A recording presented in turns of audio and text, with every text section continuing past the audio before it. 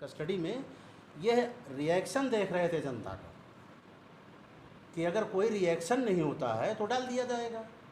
उसी समय कर्पूरी ठाकुर, राम लखन यादव और कुछ पिछड़े वर्ग के तमाम नेता जो है सरकार को घेरे रात में और ये कहा अगर सुबह तक डेड बॉडी नहीं बरामद हुई तो पूरे बिहार में आग लगा दी जाएगी। फिर रातों रात डेड बॉडी आई। सुबह गांधी मैदान में लाखों की संख्या में लोग इकट्ठे हुए, उसमें जयप्रकाश नारायण वगैरह भी सभी शामिल हुए, सारे दलों के नेता शामिल हुए और वहाँ पर इनको अंतिम विदाई दी गई और फिर इनका अंतिम संस्कार जगदेव बाबू का। और जगदेव बाबू का एक नारा, जैसे अभी 100 में 90 सूसी बताए, दूसरा नारा ये था कि अब की सावन भादों में गोरी कलैया कादों में, कादो माने खेत, खेत मैथिली भाषा का शब्द है कादो। ये जो ज़मीन में बेरल लगाई जाती है, ये सब जितनी गोरी कलाइयाँ हैं करेंगी, माने ज़मींदारों की महिलाएं भी खेती करेंगी। मैं ऐसा निज़ाम कायम करूँगा। तो शहीद हो गए। अब उसके बाद फिर जगदेव बाबू का के नाम पर वहाँ पर 2, 3, 4 फरवरी को मेला लगता है, वहीं शहीद स्थल बनाया गया है कुर्था में ही। तो मैं भी और ये वर्मा जी भी और जगदीश बाबू मेरा ख्याल 18 में गए थे। हाँ 2018 में जाने का मौका मिला है। और जैसे ही गया स्टेशन से आप उतरेंगे, आपको बताने की आवश्यकता नहीं है, आप सिर्फ कह दीजिए हमको जाना है पीछे की तरफ, गया स्टेशन के पीछे की तरफ बसें लगी रहती हैं और बता दीजिए हमको कुर्था जाना है, तो बस के ड्राइवर या कंडक्टर खुद कह देते हैं जगदेव मेला में जाना है। तो जगदेव मेला के नाम से मशहूर है और 2, 3, 4 फरवरी को हर वर्ष लगता है। तो मुझे कभी कभी वो गाना जो कहते हैं शहीदों के मज़ारों पर लगेंगे हर बरस मेले, वतन पर मरने वालों का बाकी यही निशान होगा, तो हर बरस वहाँ 2, 3, 4 फरवरी को मेला लगता है। वो मेला जगदेव मेला के नाम से प्रसिद्ध है वहाँ पर। और आंदोलन के पहले उन्होंने कह दिया था आवाम से कि आंदोलन के पहले चरण में लोग मारे जाएंगे, दूसरे चरण में जेल जाएंगे और तीसरे चरण में सत्ता मिलेगी। और इसमें अभी 1990 के आसपास की, नहीं 93 या 92 के आसपास की बात है, पलामू ज़िले में सरैया थाना है, लालन माझी को दिन में जब उसने नारा लगाया था कि जिसमें समता की चाह नहीं वह बढ़िया इंसान नहीं, उसको लाठियों से पीट पीट करके मार डाला गया था। 1992 की बात है मेरा ख्याल है, 91 की, ऐसा ही है। ये पलामू ज़िले की बात है, सरैया थाना के अंदर। तो समता के लिए बहुत लोग कुर्बान हुए। उसी कुर्बानी में जगदेव बाबू, तो अब आपको बताएं, जैसे अगर ये केवल अमीर गरीब की लड़ाई होती तो निश्चित रूप से वो साम्यवादी हो गए होते, निश्चित रूप से कम्युनिस्ट हो गए होते। लेकिन उनके दिमाग में बात आई कि जब तक सामाजिक बराबरी नहीं होगी आगे लड़ी नहीं जा सकती। और इसका मूल कारण माना उन्होंने ब्राह्मणवाद।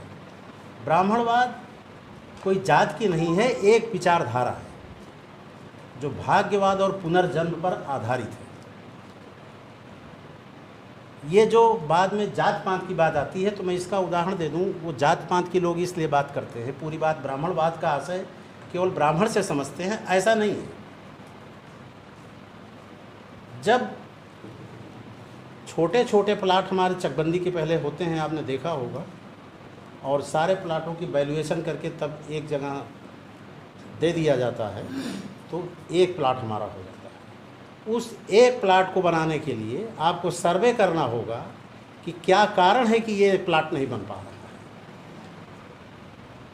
सारी विचारों से सहमत हुए भी सारे साम्यवादी का आप देखे होंगे, चाहे वो सरजू पांडे रहे हों, चाहे हरकिशन सिंह सुरजीत रहे हों, इन सब हरकिशन सिंह सुरजीत को तनख्वाहिया घोषित किया था गुरुद्वारा प्रबंधक कमेटी अमृतसर की, मालूम होगा अगर आप लोगों को ध्यान होगा।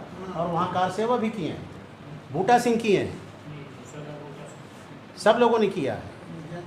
साम्यवादी, जबकि साम्यवाद कहता है धर्म जो है अफीम की नशा है, धर्म को अफीम की नशा बताता है। और मरने के बाद चाहे चतुरानंद मिश्र हैं, कृषि मंत्री रहे केंद्र में, सबका अंतिम संस्कार ब्राह्मणवादी रीति रीति से हुआ है। और पूरे जीवन में कम्युनिस्ट की बात करते हैं, गरीब अमीर की बात करते हैं। गरीब एक तरफ, अमीर एक तरफ, लड़ाई होनी चाहिए। अगर ये गरीब अमीर की बात है तो इसमें देरी नहीं है लड़ने की। दुनिया में नारा दिया, दुनिया के मजदूरों एक हो। 1 मई को मजदूर दिवस भी मनाया जाता है। 1 मई को देश में मजदूर दिवस मनाया जाता है। और भारत में मजदूरों की संख्या सबसे ज़्यादा है इस वक्त। केवल बैंक में या जो सरकारी दफ्तर हैं हमारे, सबको मजदूर माना गया है। वहीं के लोग मिलकर के नारा लगा लेते हैं, दुनिया के मजदूरों एक हो। आम मजदूर को पता ही नहीं, वो उस दिन चौराहे पर भी खड़ा रहता है कि आज कोई हमें ले चले अपने यहाँ, हमारी आज मजदूरी लग जाए और हमको पैसा दे दे, हम बच्चों का पालन पोषण कर सकें।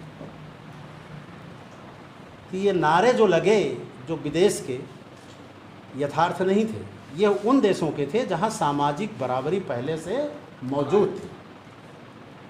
हमारे यहाँ सामाजिक बराबरी है ही नहीं। अब इस सामाजिक बराबरी को लाने के लिए जो भी संगठन आप बना सके, मैं ये नहीं कह रहा हूँ कि अर्जक संघ सही है या अंतिम है। रामस्वरूप वर्मा ने भी कहा था कि कोई संगठन अंतिम नहीं है, इससे बढ़िया अगर मिलता है उसको अपना लीजिए। उन्होंने किसी को बांधा नहीं, अपने में से किसी को नहीं बांधा। अगर इससे भी बेहतर कोई संगठन आपको मिलता है तो अपना लीजिए, लेकिन वो संगठन जो भी हो वो तर्क सम्मत होना चाहिए। हम आलोचना तो आपकी कर सकते हैं, संगठन की आलोचना हम भी कर देंगे, आपकी आलोचना कर देंगे, पर होना क्या चाहिए हमको बताना पड़ेगा, उसकी रूपरेखा हमको बतानी पड़ेगी, नहीं तर्क के बजाय वितंडा हो जाएगा। जैसे हमने कहा 2-2-4 नहीं होता है, आपने कहा होता है, हमने कहा आप गलत कह रहे हो, तो आपका दायित्व तो बनता है और जिम्मेदारी भी है कि आप पूछें कि बस सही क्या है, आप बताइए। मैं ये कह दूँ 2-2-4 नहीं होता है, बल्कि कुछ भी हो सकता है, तो ये तर्क नहीं हुआ, ये वितंडा हुआ। तर्क और वितंडे में ये फ़र्क है।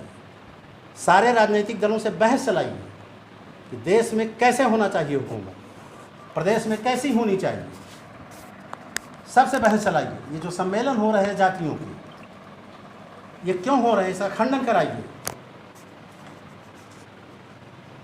तब तो एक नया चीज़ आप निकालेंगे। आलोचना से नहीं निकल सकता। सबसे प्रश्न कीजिए। मैं ये नहीं कह रहा हूँ कि समाजवादी पार्टी सही है, बीएसपी सही है, भारतीय जनता पार्टी फिर भी सही है। मैं बता दूँ क्यों।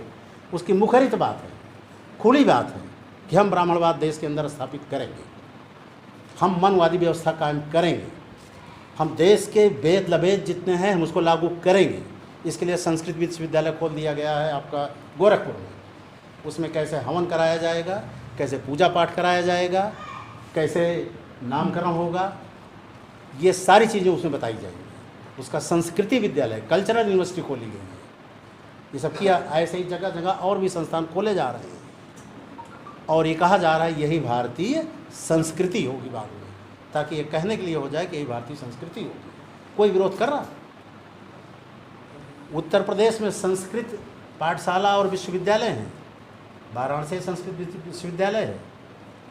अब एक यादव जी को नियुक्त कर दिया गया था, प्रोफेसर पे बवाल मच गया। मुस्लिम को तो अब इन्हीं व्यवस्थाओं के खिलाफ मैं ये विषय नहीं है बोलने का, इन तमाम व्यवस्थाओं के खिलाफ जगदेव बाबू और रामस्वरूप वर्मा जी लड़े। उनका दोनों फ्रंट था, राजनीतिक और सामाजिक, दोनों फ्रंट था। संस्कृति भी बदलने का उन्होंने स्पष्ट विचारधारा दिया कि इस तरीके से शादी ब्याह करो, इस तरीके से त्यौहार मनाओ। हम कहते तो हैं इसको छोड़ दो, अपना ही क्या, ये तो बताओ। इसीलिए उन्होंने व्यक्तिवाद का अभिवादन स्वीकार नहीं किया। दोनों ने जय अर्जक कहा, मेहनत कस करने वालों के लिए जो शारीरिक रूप से उत्पादन करते हैं। जय श्री राम व्यक्तिगतवाद है, इसमें व्यक्तिवाद है। व्यक्तिवाद नारे को हटाकर, व्यक्तिवाद अभिवादन को हटाकर सामूहिक अभिवादन का उन्होंने नारा दिया। क्योंकि व्यक्तिवाद खतरनाक होता है। जब हम व्यक्तिवाद का अभिवादन करते हैं तो किसी व्यक्ति विशेष की हम प्रशंसा में लग जाते हैं, और व्यक्ति विशेष की प्रशंसा करना सही नहीं है। पूजा की तरह। वही स्थिति फिर आ जाएगी जिस स्थिति को आप छोड़ने के लिए जगह जगह बात करते हैं। अब रहा सवाल, ये जगदेव बाबू का जीवन परिचय था जो हमने संक्षेप में आपको बता दिया, जो हमने पढ़ा था और जो जाना था।